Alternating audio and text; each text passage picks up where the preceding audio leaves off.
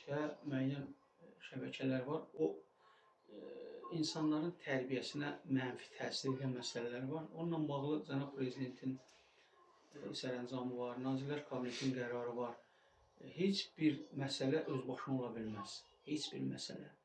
Sosial şəbəkələrdə biz də izləyirik, təkrar edirəm və orada elə insanlar, elə cəmiyyətə, belə deyək, mənfi aura verən insanlar var ki, o da təbiidir ki, cəzasını alır. Müəyyən müddətdən sonra dövlətimiz çox güclüdür və o məsələlər çox ciddi nəzarətdədir.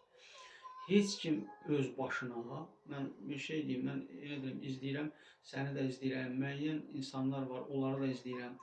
Cəmiyyətin ən iyrənc xüsusiyyətlərindən biridir. Bir var, sən qeyd elədin, bir var insani hiss olaraq. Biz misalı tanıyırıq ki, misal gördüyü iş, insanlara verdiyi dəyər, məsələn, pulun yığılması ilə bağlı, onun yerinə çatdırılması ilə bağlı hamısını sən əyani şəkildə edirsən. Çəkiliş vasitəsilə və çəkiliş vasitəsilə yerinə çatdırılmasına kimi hamısını çəkirsən. Bəli, İnsanlar hər biri əmin olur ki, vüsal bu pulu yığdı, məbləğinə kimi.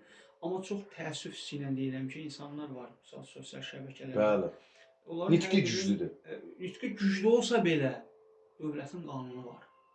Dövlətin qanunu var. O bugün, məsələn, həmin insanlar hesab edə bilər ki, bu günləri, mən pul yığdım, filan kəsə, filan.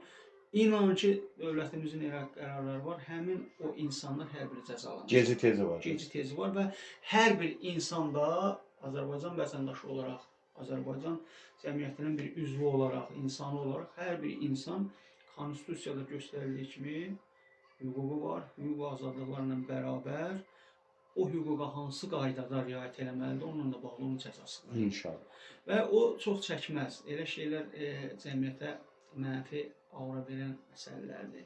Söhbət insanın kimliyindən gedir, şəxsiyyətindən gedir ki, mən dövlətim dura-dura, dövlətim bu xəstənin müalicəsini eləyə-eləyə, mən kiməm ki, gedim ona pul yığım? Dəqiq. Mən özümü tanımalıyam ki, mən kiməm? Bəli. Mən kimliyimlə bağlı özümə hesab kötüyümü bilməliyəm. Və mən kimliyimlə bağlı mənə bu, belə deyək, yüz üstürəm, səlahiyyəti kim verib? Vətəndaş olaraq hüququmu bilərək, mən bu səlahiyyət yasıtlayıram axı. Bəli. Orada müəyyən qaydalar var falan. O pulu yığan insanlar o hələ o hüquq məsələlərini bilmir. Sən onların başqa açıb yeməyə fikirləşmir ki, Azərbaycanın qanunları var.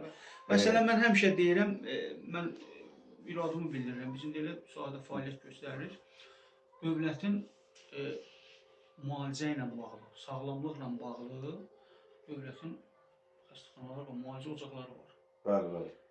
Sığortası var. İcbari tibbi sığorta var. Cənab prezidentin onunla bağlı sərəncam fərmanları var, Nazirlər Kabinetinin qərarları var.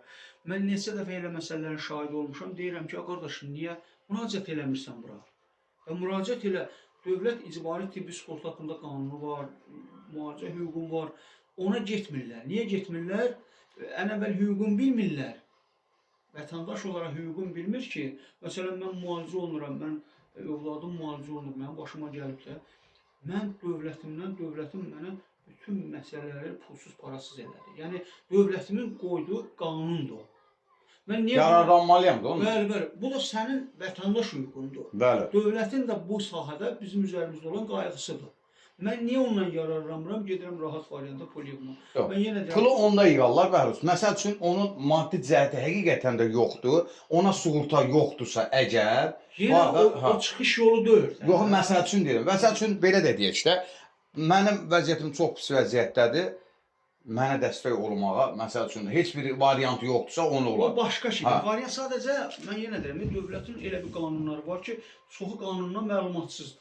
Mən önləri bildiyim... Çox məlumatsız. Məsələn, üzr istəyirəm səndən, bir nəfər pul yığırdım, mən həmin adamı tanıyırdım. Mən həmin adamı götürdüm, zəng elədim. Dedim, sən neyinirsən?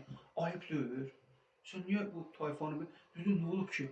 Dedim, sən niyə müraciət eləmirsən dövlətə ki, sən icbari tibbi sığorta ilə ged müalicə elə, əməliyyat elə. Deyir, mən bilmirəm axı. Sobası yönləndirdim, qayda var. Xəstəxanaya, qaydalar çərçivəsində getdim, müalicə olundu, əməliyyat oldu, gəldi. Dedi, qardaş, mən bilmirəm. Var. Yığmağa da ehtiyac olmaz. Var. Onda cəmaat da yormuşsan da. Mənə bayında o dediyin kimi, dedilər, sığorta edəcək, mən bugün gedəcəm müalicəyə. Yəni, yenə deyəcəm ki, ətraflıda siz dediyiniz kimi. Bəli, təklif elə. Yenə problem olsa, onu qoy maşına. Gətir xəstəxanaya, bizim xəstəxanaya.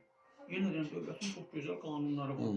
Və müraciət elə orada İcbari tibbi sığorta ilə bağlı həkimlər var, idarəetmədə oturan işçilər var. Müraciət elə onu orada yönləndirəcəklər. İşlər adamlar da heç birimiz var. Yaxşı olar inşallah Allahın köməyi ilə. Ancaq bir şey də deyim, o özlərinə dırnaq arası bəzi xeyirxah deyib xəstənin pulu yeyənlər var. Kişi ona deyərəm ki, O rahat variantdır. ha, xeyirxah işi ona deyərəm. Sən gəl bu gün boynunda haqqı olub anam, bacın və mənim də onlar içində olma. Anamız, bacımız evimizdə rahat oturur ha.